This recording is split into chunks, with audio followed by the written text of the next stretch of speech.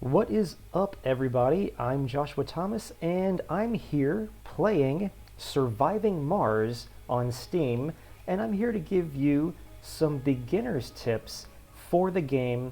And these hopefully are beginner's tips that may not be too particularly obvious. So, like, oh, a beginner tip.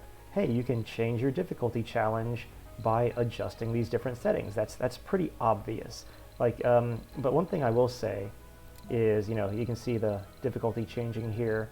But one thing I will say is one tech or rule variant that I really like is the tech variety. It randomizes your tech trees a little bit. And what I mean by that is it randomizes the beginning technology that you can unlock, and it randomizes the end and the middle.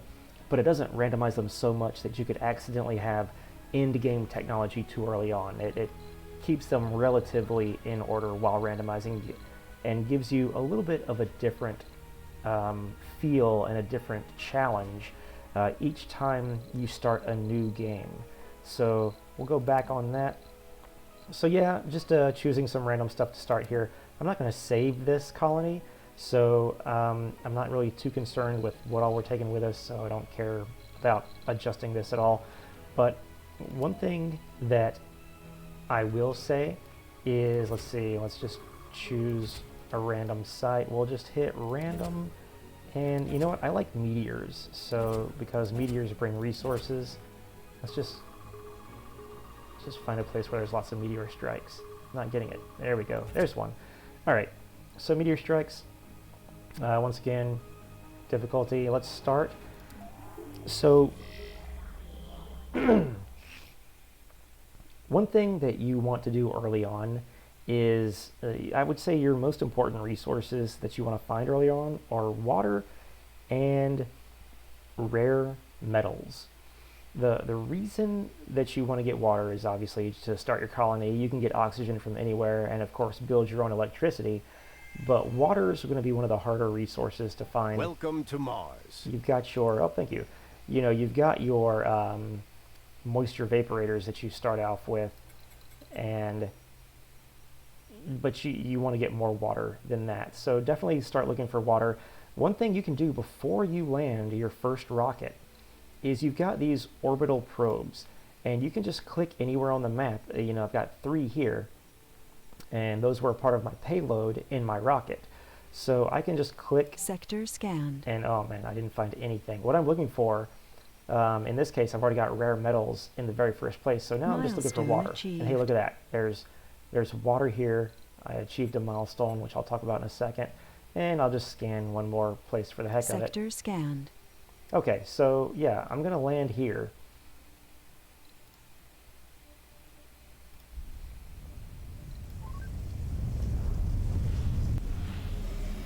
Speed up a little bit. All right, so yeah. Rare metals and water, always a great thing to find. Doesn't matter what grade they are. Another thing you can do is manually control drones. So right now, let me get some platforms, some depots set up so that the drones will actually start doing stuff. Metals and all that kind of stuff. All right. And we'll put concrete here because we've got concrete right here.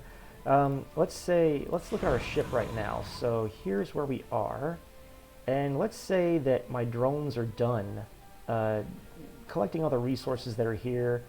I've actually got this RC transport that I could go out with and start collecting resources, but let's say I don't have the RC transport. I'm going to speed up time here. Wait till my drone comes out. I can actually click on random drones and have them go outside of their area of influence to go gather stuff, or maybe repair something, or fix a broken vehicle. But now one thing you want to see, so it's going outside of its area of influence, I manually controlled it.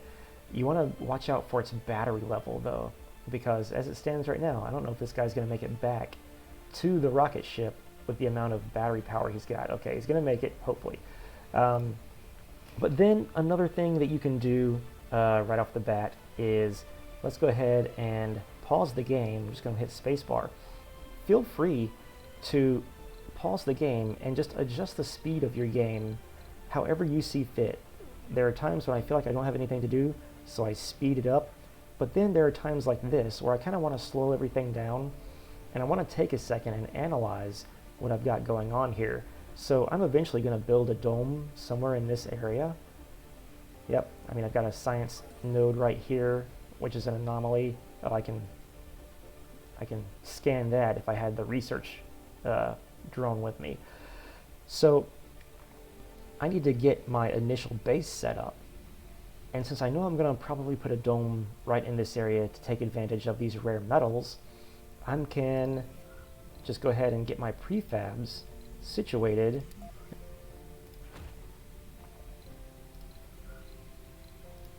Figure out where I want to start building different buildings. Come up with a power grid.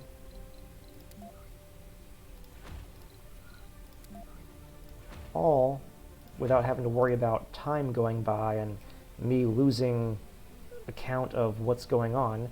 And then I can also start building. Let's see, let's back up here. Yeah, I want to build some towers right here. You might think that you need to put sensor towers far apart from each other, but you really don't have to do that. You can build sensor towers in clusters, like so, and they will work just fine as is. Now, there is a small advantage to putting them far apart, but you don't have to litter your entire map with them, so that when you start scanning, you'll see right now I have no sensor tower enhancement on these scans, so they're just going, you know, very slowly. So let's get time going again. And let's put a high priority anomaly found on these power generators. Oh, it's about to be nighttime.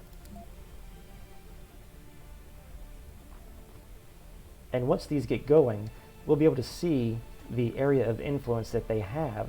And also, getting several sensor towers going will give you advanced warning of these different dangers that could happen, like dust storms or meteor showers or cold waves.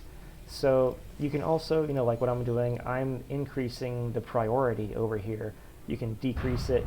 Oh, yep, right there. That was a meteor strike right there. Just wow, right at the beginning of the game. So increasing priority makes the drones work on something faster, or decreasing it means that it's less important and that it doesn't need to be taken care of right away. Safekeeping your attention is needed. I'm not too worried about that. Yeah, sure, whatever. Well, like I said, I'm not going to save this. So you can do that, and now that we've got the sensor towers going, you'll see that I've got a sensor tower boost of 343%, and as we get further away, that reduces to 30%. Because I've got 3 towers going. So yeah, you don't have to spread them out across the map. It's not too big of a deal, but you can get that going. So another thing you're going to want to consider doing early on is getting electronics ready to be built. You don't have to just build them right away, but you're going to need to get them going. Let's see, I can also set waypoints. Click all. Just have that guy start. Oh, I accidentally clicked all over there. Anyway, but getting electronics factories going is going to be really crucial for later in the game, and you're not going to notice the impact of it right away. But you're really going to, you may end up spending all of your funds getting other things to Mars that seem more important, but then things like your drone hub, they have an upkeep that requires electronic parts. And so these electronics are slowly going to start going down, and you're going to be like, ah, no big deal. Oh, wow, another meteor strike. You're going to be like, no big deal. But if we look here, you know, let's just say, oh, I'll make a supply pod or a cargo rocket, and I'll just buy more electronics and bring them from Earth. Electronics are one of your more expensive resources. You'll see here 50 million, 45 million, 35 million, and so on. So yeah, as you go up, metals are 50 million too. I actually didn't realize that. It might just be this particular one I'm playing on. So if you look at this, 50 million to bring these electronics here, and it quickly gets really expensive. But an electronics factory is 600 million, and that might seem like a lot to begin with. But if you go ahead and spend the 600 million on that factory, you are setting your colony up for lifetime. So we can just go ahead and launch this rocket. We'll just go ahead and launch it. And now that rocket is on its way. Maybe I've gotten my electronics factory a little early, but that's just to give you an example of, hey, you know, make sure you set some money aside up here to have that electronics factory brought over. But in order to create electronics, this is why we want to find rare metals early on. You need to have rare metals. You need to have colonists so they can go into a rare metal extractor and extract these rare metals. So I got 500 here. That's going to be good for a while. And once we get the electronics factory going, or we should, you know, actually prioritize extracting rare metals first before we get the electronics factory going, but that becomes an important thing as well. You can also place buildings without building them, and actually I'm going to go into another save that I have, so we're just going to quit to the main menu, not even going to worry about saving, don't really care about that. And then we're going to load a game that I've been playing for a while, and just so you guys know, I've got the Below and Beyond expansion, so you may see some things in here if you only have the base game that you're not going to have. I highly recommend getting the Below and Beyond, and I plan on, when I do my next big playthrough, I'm going to get the other terraforming expansion. So here we have a colony. Pay no attention to this. This is like a graphical glitch from earlier on. And one thing you can do is you can place buildings and just not build them. So over here, I've got drones working, and this is another great reason to pause time, is for when, you know, you've got to set things up like this, really complex things, and then you just want to get them all going at once. So you can have some of a colony built, like I already built this concrete extractor because I don't need people to man it. But eventually I want to put this dome here, and I want to make sure I leave room for it, and I want to make sure its area of influence encompasses everything I want it to encompass. So the reason I'm putting it here is for these metal deposits that I'm going to desperately need here in the near future. So this, by putting this here, it prevents me from accidentally building something else here and then having to go and tear it down later.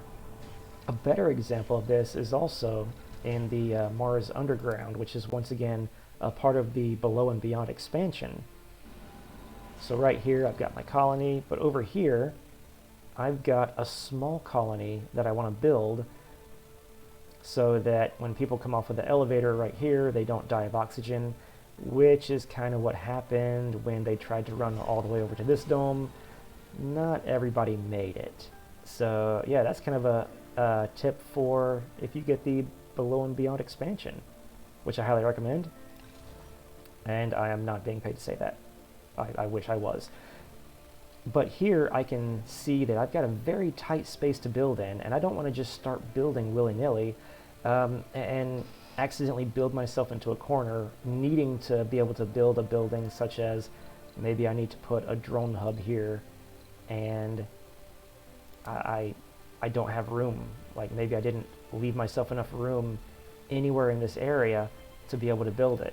So this is almost kind of like blueprinting the area that you want to create. And so over here I've been like, oh man, where am I going to get water from? Am I going to get water from over here in this colony? or am I going to get water from the surface via this elevator? And so I was testing this out and accidentally built pipes too close to this command drone over here, and so they accidentally built it. But that's beside the point. Speaking of these pipes, let's go back up to the surface. And let's say you're in a dust storm or a meteor hits and it's outside of the area of influence for your drone commanders and hubs and all that kind of stuff. So let's say a meteor strikes or a dust storm comes about and a leak occurs right in here where there's no influence, and it's just sapping precious life-giving oxygen and water that my colonies over here need to survive. So what you can do is, let's see, let me find an area where I've had a building that I no longer use, like right here. Yeah, I've got power lines going to nowhere. One thing you can do is just salvage that area and it will actually stop the leaks. So that's kind of a cheat to the game. And the way you salvage is by going to your infrastructure right here and hitting the salvage button, and then you just salvage something that salvage the area that is leaking. So once again, let's say it's like right here in the middle of an area where no drone hub influences it. I just hit that salvage button and I would salvage this. I'm not going to split this up, but this is going to go into another thing that you don't have to do. You might feel like you have to connect every single thing. Well, thanks, research. You might feel like you have to connect every single part of your colony. But in actuality, when you're first starting out colonies, and let's say you've got resources over here, and then there's something over here, like in this case, water, that you really need, well, you can create a separate colony and harvest whatever minerals you need over here. Now, in this case, I needed water for my colony over here, so yeah, I had to build these pipes. But take, for instance, right here, I just want to get these metals, and so I can create a separate colony and just build some moisture vaporators, which I have some prefabs waiting for that specific occasion. You can just create separate unattached colonies, and having different power grids and different life support grids can actually be beneficial. There are benefits and disadvantages to both. So let's say something catastrophic happens over here and it just wipes out my power grid, and all of a sudden all my people are starting to die. Or you can zoom way in. You can just watch the people having fun, by the way. This is just a fun thing to do if you're just wanting to kill some time. You can just watch, hey, like the kids are playing on this crazy playground or going to school. Are there researchers in here? No, maybe not. So yeah, definitely a fun thing you can do. But anyway, looking at damages, this would be my only colony right here that would have to suffer from those damages. So these other colony that I'm creating and this one down here will survive, and they're not going to have that low power, or they're not going to be starving because of lack of food, or they're not going to be suffocating. Your colonists can absolutely die, become renegades. This is just a fun game if you have not played it. There's a drone carrying food somewhere. Where's it carrying it to? And so that can be an advantage. Now, you might be saying, oh, but Josh, if my colonies are connected, then won't one colony be able to save the other? And that is an advantage. So it is possible that if your colonies have power and oxygen and water connected, that they can support one another, and you can always just turn those off if need be with these valves. They're great things to create. So like, oh, I don't need this I don't need this water over here, so I'm gonna cut them off. That way, if one starts to go thirsty without water, then the other one will still be fine. But once again, there's ups and downs to both.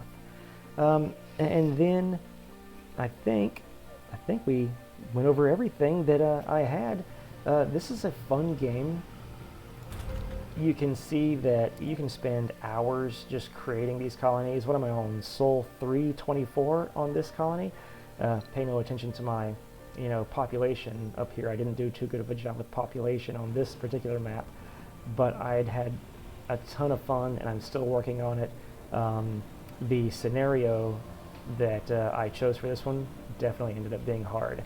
Oh, and one more thing. Speaking of power grids and oxygen grids, you can actually look at those by going to your electricity and life support and by clicking on it. You just click on it and there you go. It's highlighted it for you, so I know I have a power grid here, a power grid here. They're separate colors, another power grid here, and a couple more over here. Same thing with my life support.